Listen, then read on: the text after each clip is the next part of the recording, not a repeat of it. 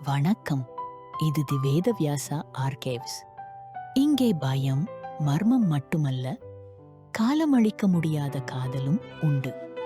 இதயங்கள் எழுதிய வார்த்தைகளை இன்று நாம் மீண்டும் படிக்கப் போகிறோம். இந்த தொகுப்பின் பெயர் தி லவ் லெட்டர்ஸ்.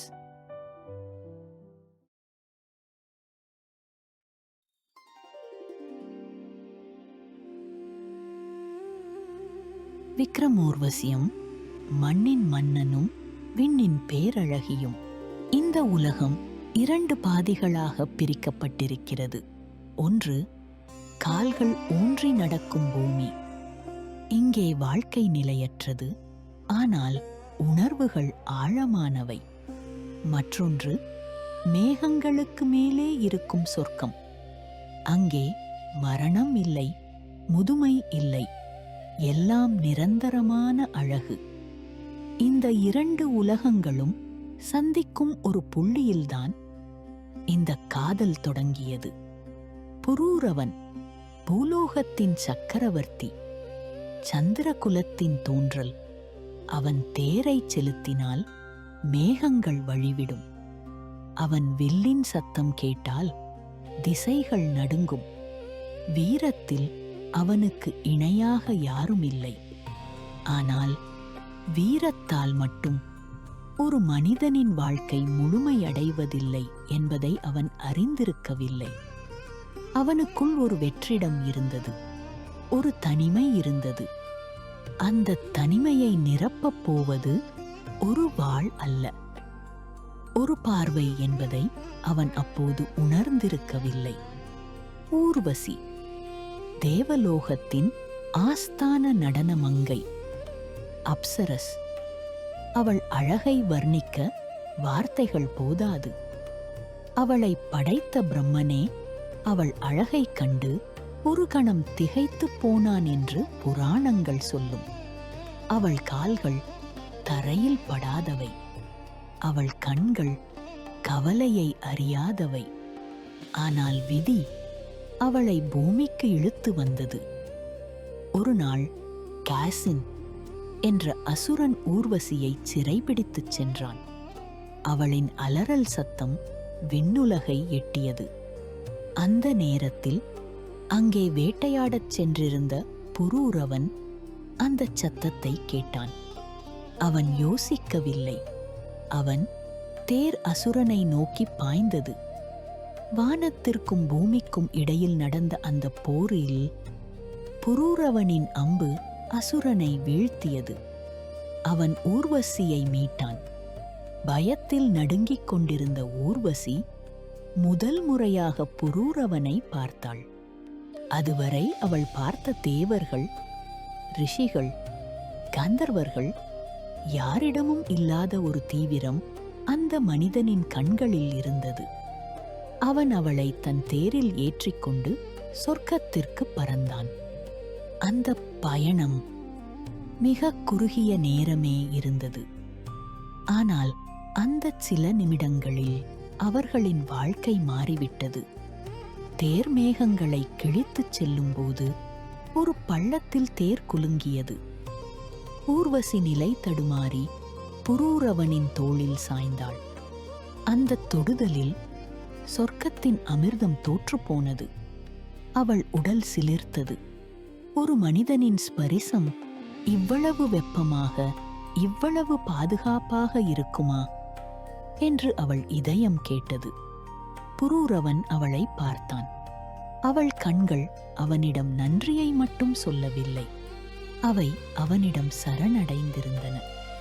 ஊர்வசி சொர்க்கம் திரும்பினாள். ஆனால் அவள் மனம் பூலோகத்திலேயே தங்கிவிட்டது. இந்திரனின் சபையில் ஒரு நாடகம் நடந்தது. அதில் ஊர்வசி லட்சுமியாக நடிக்க வேண்டும்.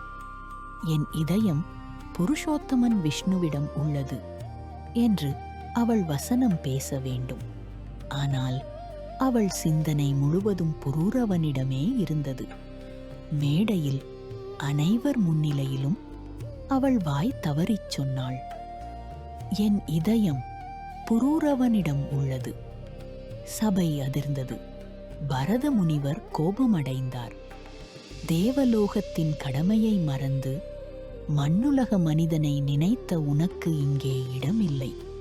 நீ பூமிக்கே செல், ஒரு மனிதனை மணந்து வாழ் என்று சாபமிட்டார்.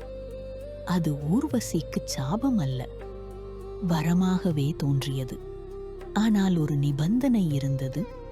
எந்த நாள் புரூரவன் உனக்கு பிறக்கும் மகனை பார்க்கிறானோ அன்றே நீ மீண்டும் சொர்க்கம் திரும்ப வேண்டும். பிரிவு என்ற நிபந்தனையோடுதான் அந்த காதல் பூமிக்கு வந்தது. பூமியில் கந்தமாதன மலைச்சாரலில் அவர்கள் வாழ்க்கை தொடங்கியது. அரண்மனையை விட்டு, அதிகாரத்தை விட்டு, இயற்கையின் மடியில் அவர்கள் வாழ்ந்தார்கள். அங்கு காலங்கள் கரைந்தன.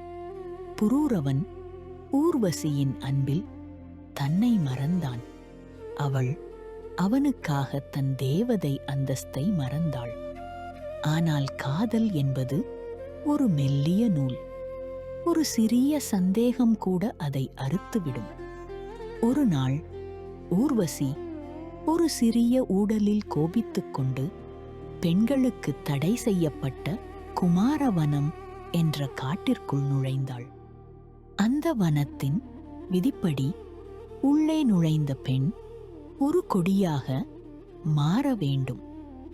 கண் இமைக்கும் நேரத்தில் அந்த பேரழகி ஒரு மெல்லிய கொடியாக மாறி அந்த வனத்தில் மறைந்தாள். புரூரவன் அவளை தேடி வந்தான். அவள் இல்லை. அவன் காடு முழுவதும் தேடினான். ஊர்வசி, ஊர்வசி என்று கத்தினான். பதில் இல்லை. அந்த பிரிவு அவனை பைத்தியமாக்கியது. இங்குதான் காளிதாசனின் வரிகள் புரூரவனின் வலியைச் சொல்லும். அவன் ஒரு மயிலை பார்த்தான். ஓ மயிலே, நீ ஏன் இப்படி தோகை விரித்து ஆடுகிறாய்? என் ஊர்வசியின் கூந்தல் அழகை கண்டு பொறாமை கொண்டு அவள் இல்லாத நேரத்தில் ஆடுகிறாயா? அவளை எங்கே மறைத்து வைத்திருக்கிறாய் என்று கேட்டான். அவன் ஒரு அன்னப்பறவையிடம் சென்றான். அன்னமே, உன் நடை என் தேவியின் நடையைப் போலவே இருக்கிறது. நீ அவளிடமிருந்து அதை திருடினாயா? அல்லது அவள் உன்னிடம் அதை கற்றுக் கொடுத்தாளா? சொல், என் ஊர்வசி எங்கே? அவன் ஒரு வண்டை பார்த்தான். வண்டே, நீ ஏன் அந்த மலரை சுற்றி சுற்றி வருகிறாய்? அது என் ஊர்வசியின் முகம் என்று நினைத்து விட்டாயா? ஏமாந்து போகாதே. அந்த மலருக்கு அவள் வாசனை வராது. அவன் காட்டில் இருந்த பாறைகளிடமும் ஆறுகளிடமும் மேகங்களிடமும் பேசினான். அவன் ஒரு சக்கரவர்த்தி என்பதை மறந்தான். ஒரு காதலனாக அவன் இயற்கையிடம் மன்றாடினான். இறுதியில் ஒரு சிவந்த நிறமுள்ள அதிசயக் கல்லை அவன் கண்டெடுத்தான். அந்த கல்லை கையில் வைத்தபடி அவன் முன்னால் இருந்த ஒரு கொடியை தழுவினான். இந்த கொடி என் ஊர்வசியின் உடல் போல மென்மையாக இருக்கிறதே என்று சொல்லி கண்ணீர் விட்டான். அவன் கண்ணீர் அந்த கொடியின் மீது பட்டது. அந்த கல்லின் சக்தி வேலை செய்தது. மாயை விலகியது. கொடியாக இருந்த ஊர்வசி மீண்டும் தன் சுய உருவத்தை பெற்றாள். அவர்கள் இணைந்தார்கள். பிரிவு அவர்களை இன்னும் நெருக்கமாக்கியிருந்தது. ஆனால் விதி அதன் கடைசி விளையாட்டை ஆடக் காத்திருந்தது. சில காலத்திற்குப் பிறகு அவர்கள் அரண்மனை திரும்பினார்கள். ஊர்வசிக்கு ஒரு மகன் பிறந்திருந்தான். ஆனால் சாபத்தின் பயத்தால் அவள் அதை மறைத்து வளர்த்தாள்.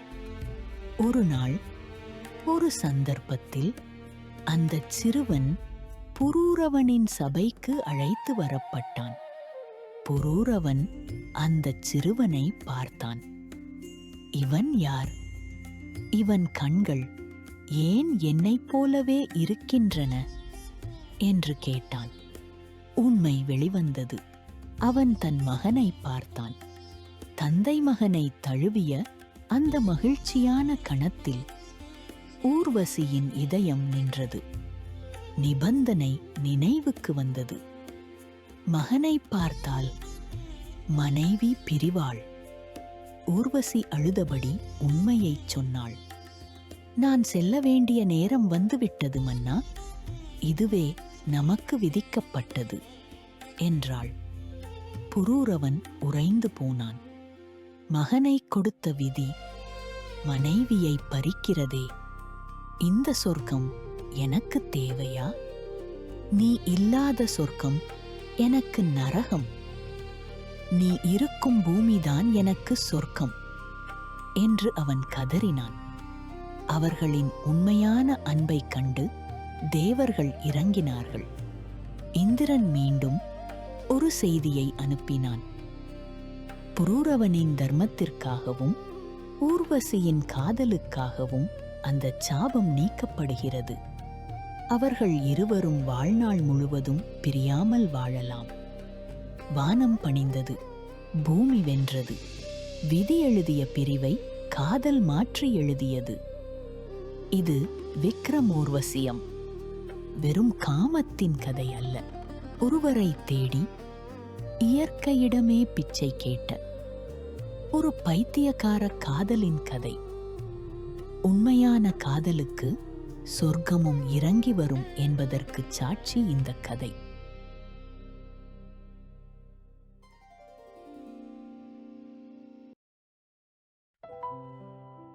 காகிதங்கள் மங்கலாம், ஆனால் அதில் இருந்த உணர்வுகள் மங்குவதில்லை. வேறொரு கடிதத்தோடு, வேறொரு காதலோடு அடுத்த பதிவில் சந்திக்கிறேன். மறக்காம சப்ஸ்கிரைப் பண்ணுங்க. இது தி வேதவியாசா ஆர்கைவ்ஸ்.